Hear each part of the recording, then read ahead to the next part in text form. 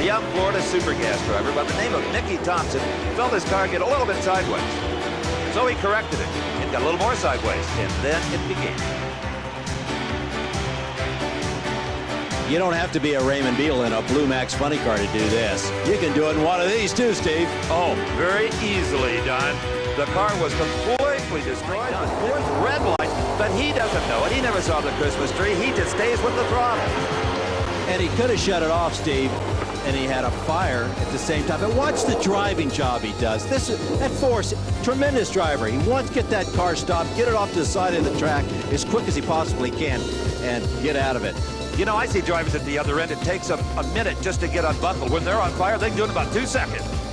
But you don't want to take the seatbelts off before you come to a stop, Steve.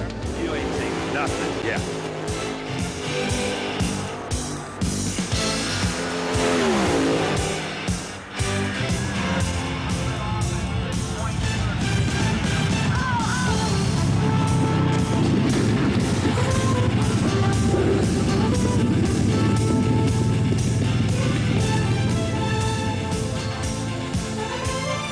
So you want to be a race car driver, huh?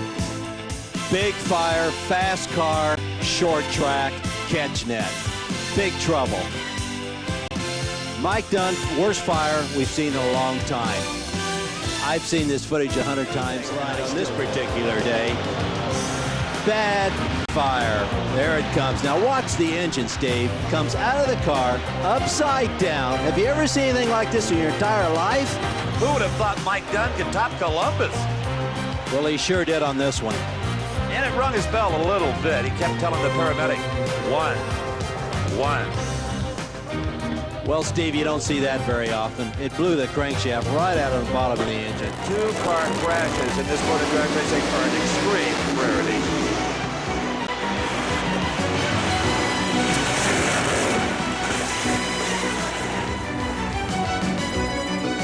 We've seen some bad ones. That's a bad one. And I believe he lost vision. And at that time, it was too late. He was already across the track into Collins Lane. And I don't have to tell you what happened there. They both collided and pieces went everywhere.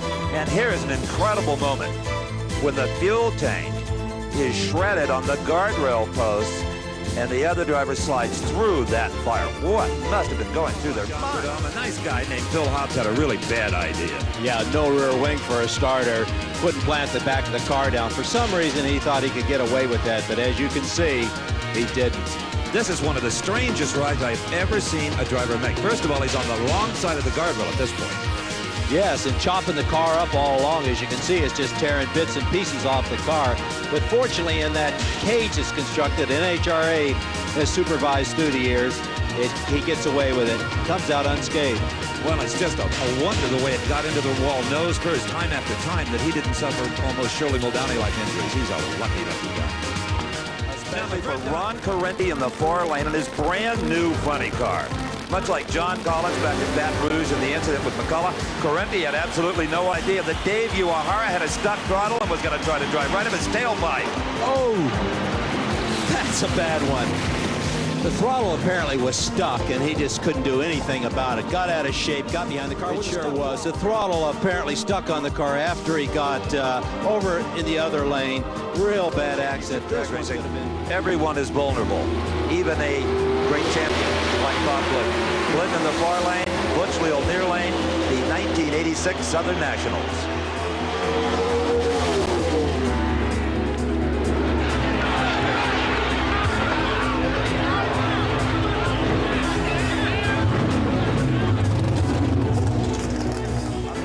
Pit to stop there at race cars. Now, the first to test the effectiveness was Australian funny car pilot Gary Phillips. He just had way too much momentum and did a little high-speed roto-tilling. His farmer Herb White, he was okay. Now, all of that pales in comparison to what you're about to see. Don Garlits in the near lane. Swamp Rat 30, the first car over 270. One of the first to ever put completely over backwards. Now watch this. Nobody at the starting line knew if Don was conscious or not. When the car headed back up the track, they scattered. The throttle was actually stuck, Steve, and finally he got the engine shut off, or it could have came all the way back to the starting line. And Snake, the frontal aerodynamics thought to be so neat at Gainesville may have contributed to this flip over. Once it gets at that attitude, it's like a big spoon. That's right, Steve. Once it gets that high in the air, it gets underneath it. There's no saving it. But if there's one thing that kind of salved the experience, Big Daddy knew he had just been really spectacular. The machine got some battle scars. Yeah, sometimes beauty doesn't play a part in the sport, though, Steve. No matter how nice it looks, it still has to work right.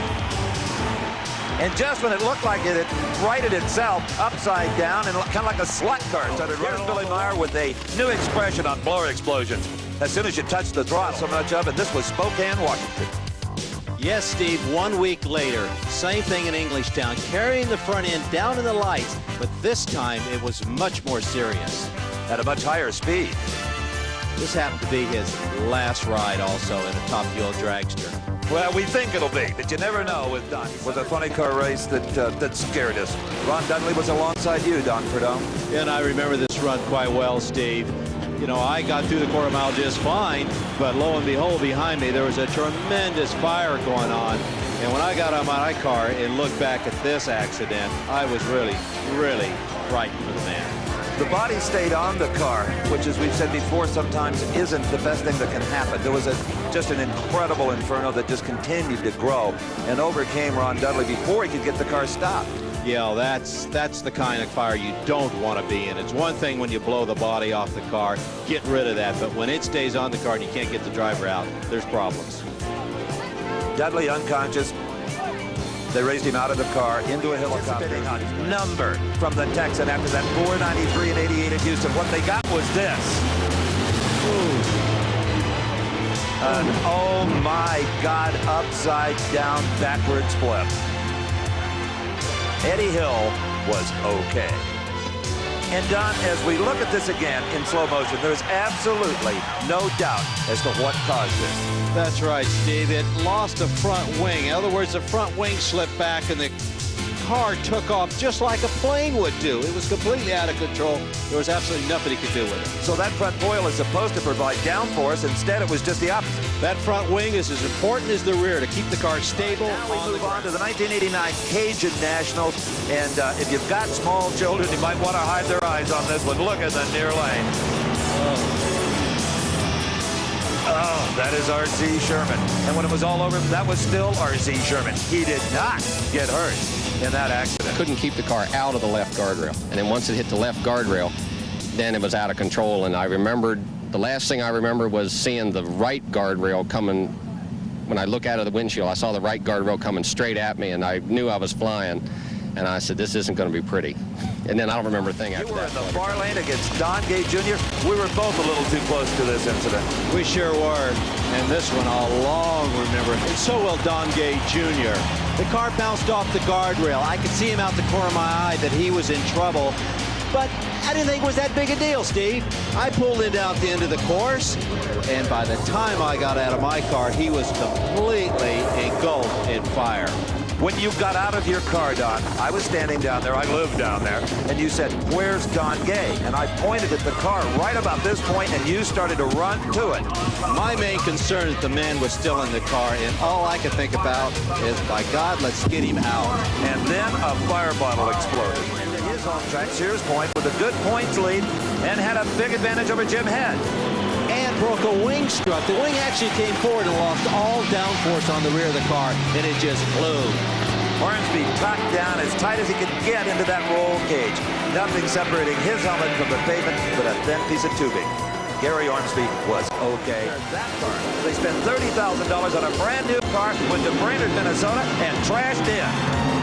It was in a power wheel stand. He was out of control at that point, Steve. The car just went off to the left, hit that guardrail, came over the right, as you can see. Fortunately, he's okay.